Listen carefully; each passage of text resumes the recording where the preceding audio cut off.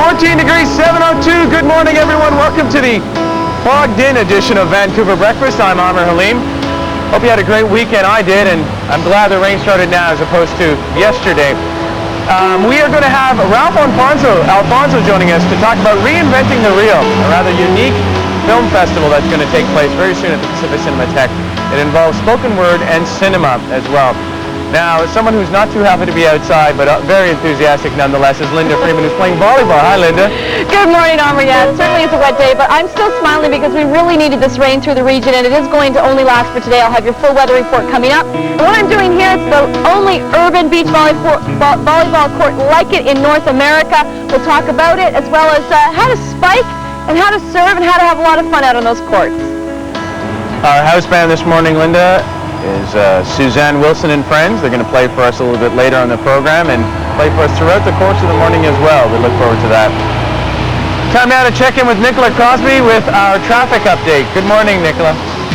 Good morning, Amr. You're going to go see Wrongfully Accused, A Double Pass Is Yours this Thursday at the Vancouver Centre Cinemas. So congratulations to you. And speaking of giveaways, we're not done here on the program. Later on, we're going to give away Roots t-shirts and this lovely aromatherapy gift basket. But when we come back on Vancouver Breakfast, we're going to say hi to Ralph Alfonso.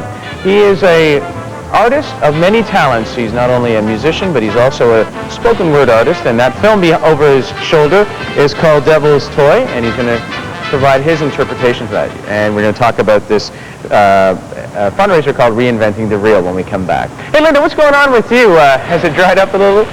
No. As a matter of fact, it's now pouring rain. It's coming in at an angle. If you can look at the way I have my umbrella right now to keep myself dry. But we're still going to show you some neat stuff with some serving and some spiking. I'm going to get out there on the court, even though it's a little on the wet side, so stay tuned for that. In the meantime, slow down on those roads because it is wet out there. Here's Nicola with your traffic. It is wet, Linda. Ooh, it looks nasty on the... Good morning. Coming up in the next half hour in Vancouver Breakfast, Linda Freeman is serving up some urban beach volleyball in the rain. We'll talk about silent cinema and the spoken word, and we'll have traffic and weather updates next on Vancouver Breakfast. Right now, it's 14 degrees, 7:17. The Wilsons each found a Fido to refresh. Today is one of those days where I'd really like to switch spots with you. Wish I could switch. Well, no, I don't wish I could switch spots with you. But not only is it not good volleyball weather right now, but it's not good skateboarding weather. No. And the reason we mention skateboarding is because we're joined by Ralph Alfonso. He's going to talk to us about Reinventing the Reel and the specific film that you're working on that deals with skateboarding. Yes, Reinventing the Reel is tomorrow night at the Pacific Cinematheque at 8 p.m. on House Street here in Vancouver. And it's a fantastic experiment where they've invited 5 poets to come in and take old movies, whether they be silent or not, and create our own scenarios for them. And it's a lot harder than it appears. So instead of musical accompaniment, right, you're just going to provide spoken word. Right, and you're almost reinventing the storyline. So, for example, in this movie, I went to the National Film Board website, and I wanted to do something nostalgic, something about me being from Montreal. And I found this short film, which is directed by Claude Jutras, who's a world-renowned director who did Mon Oncle and Antoine. Mm-hmm. And I thought, perfect, because it all ties in, because when I was a little kid, my dad was a handyman guy around Montreal. Yeah. And one of our jobs was we washed the walls to Claude Jutras' apartment. Wow. Now, he wasn't there, but I got to snoop around his apartment when I was a kid. My dad told me to get back to work.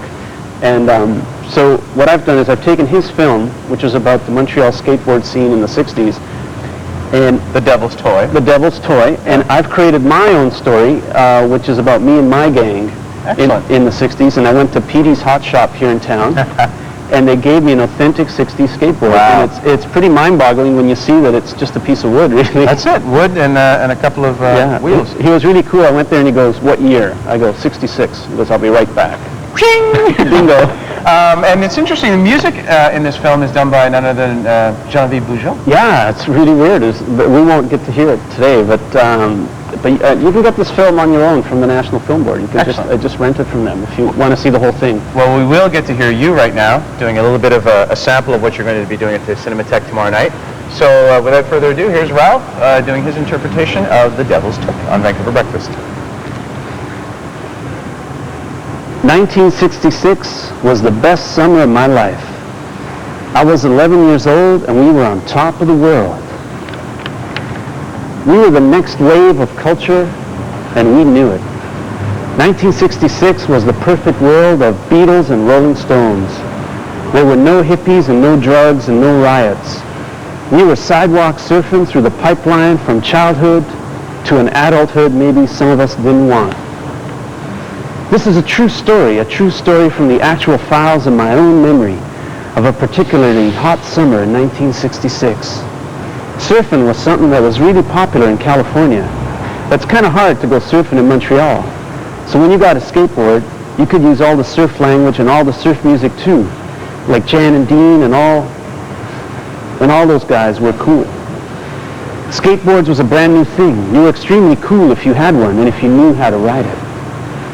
I know that a lot of scientists in California were trying to crack the code of the link between surf music and skateboarding. After many years of silence, I can tell you that the staccato sound waves of the upper register surf guitar strings activate the propulsion stimuli in the upper brain medulla. This is a fact. We were always looking for the dead man's curve of Montreal. This was sidewalk surfing, skateboard city. Ride the wild turf. And much like the music at the end of a film, you just spoke right through the credits as well. Well done, Ralph. And if you want to check out Ralph and 4 other poets, do so tomorrow night at the Pacific Cinematheque for Reinventing the Real. It's on Howe Street at 684-8266 for more information, 684-8266.